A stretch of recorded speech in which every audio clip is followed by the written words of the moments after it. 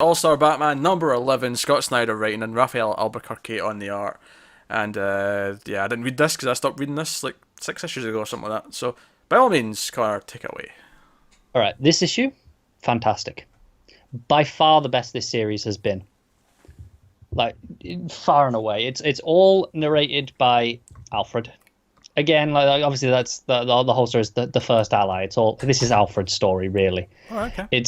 We're watching events happen to Bruce, but we're not really following him for the most part, and we're all inside Alfred's head. It starts with Alfred talking about, do you remember that whole thing Snyder set up in, I think it was Detective 27 in the New 52, where they Jesus had Christ, this is going to way back a bit, but yeah, go on. yeah, no, because that was that big anniversary issue, if you Yeah. remember, and Snyder's story in that was the whole every 27 years there'd be a new clone. It's been mentioned a Right, few yeah. times since. I don't know if you recall it.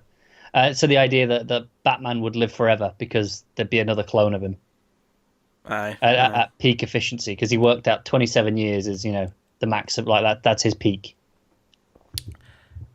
Yeah, I hated it, but continue. Yeah. Well, he mentions that, and the reason he brings it up is he talks about how what he's actually done is he's kind of made it so he'll always have an Alfred, where he's uploaded a version of Alfred's consciousness to a computer to make it like an AI of Alfred, Yeah, like basically. a Jarvis-esque thing, yeah. Pretty much. And it's the idea that he's saying maybe he's been too much of a crutch. He's always made Bruce think that he's got a way out because he's always been there for him to depend on. And maybe he's been there too much. And that's why Bruce is so reckless, because he feels Alfred's always going to be there to fix him. And that's kind of the crux of the story, where Bruce is still at that pirate base and he finds an old grappling hook. It's like this 300-year-old antique. And he's saying, Bruce doesn't see anything. He goes, oh, no, it's fine. But he doesn't. When Alfred looks at it, he looks at it and goes, oh, it's an old rotten rope. It could break at any moment. But Bruce doesn't think about this. And he says that because he thinks that Alfred will be there to catch him, sort of thing. And it continues that where Bruce jumps out. He's like, Alfred's like, hey, I'm coming. I'm in a boat. I'm coming. Just wait there. There's crocodiles or alligators or whatever it was. The crocodiles in the water. Don't jump in there. I'm coming. And Bruce is like, nah, it's fine. I've got it. And jumps in. Crocodile bites his arm. We have Bruce fighting a crocodile. It is incredible. You want to see that. Mm-hmm. Continue. But Alfred doesn't reach him this time. Instead, he gets picked up by Cobblepot. Cobblepot, I think, was Black Mask and Great White. And going back to last issue, you know how I said he was going in pretending to be Hush? And because they knew Hush was pretending to be Bruce Wayne. Yeah. They actually think he's Batman pretending to be Bruce Wayne, to be pretending to be Hush. So they don't actually think that Bruce Wayne is Batman. And That's a bit convoluted, but okay. well, Go on. yeah, but in their minds, they're going, hey, we know Hush was being Bruce Wayne, and Batman wanted to infiltrate, so he did a Bruce Wayne mask as well.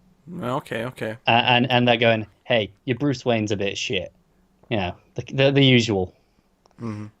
But they basically tell him, hey, there's a submarine down there, and it's Tiger Shark that's got a bunch of stuff. This guy that he's chasing that killed the guy last issue, he's gone down there to Tiger Shark, so you'll want to go and get him down there. So we follow him down there, and he's too late again. And I assume this is after the current arc in Nightwing, because it seems like he kills Tiger Shark. Who kills Tiger Shark? This other guy the guy who's Okay. chasing. We don't know his name yet, All right, okay.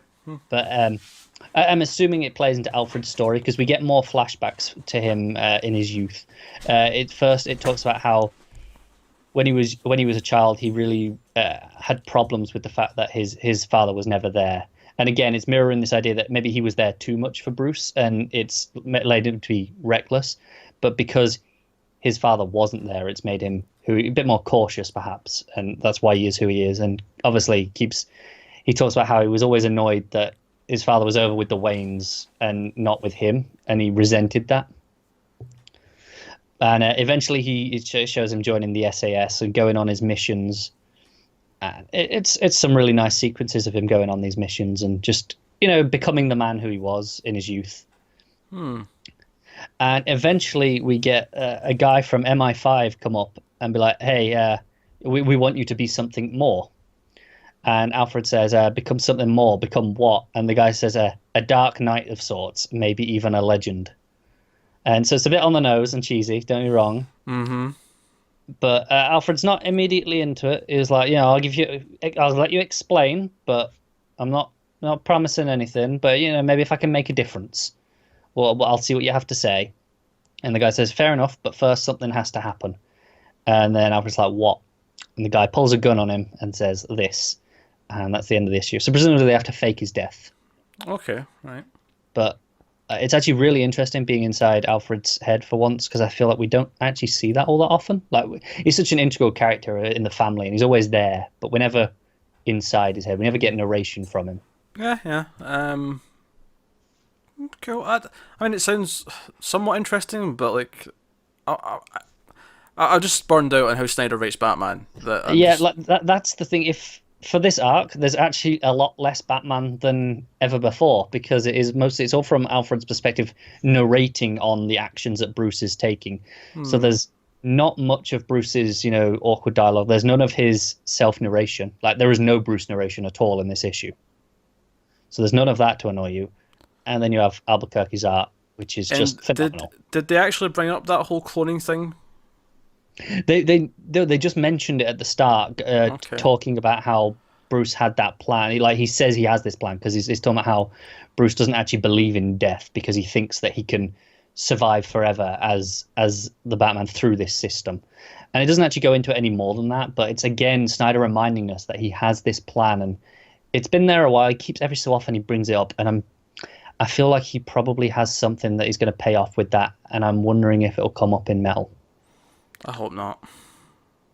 I can see it being a way out of sorts, where he activates all of them or whatever. I've never been a fan of this stupid cloning thing, and No, I know. I'm not in love with it either. I like it here, where it's reference that Bruce has the idea, but he doesn't necessarily do it yet. But he has the idea, and the idea that he even when he's in the future, he still is in his mind. He's going to be dependent on an Alfred. I like that part of it for this story, but the idea itself, I agree, is kind of hokey.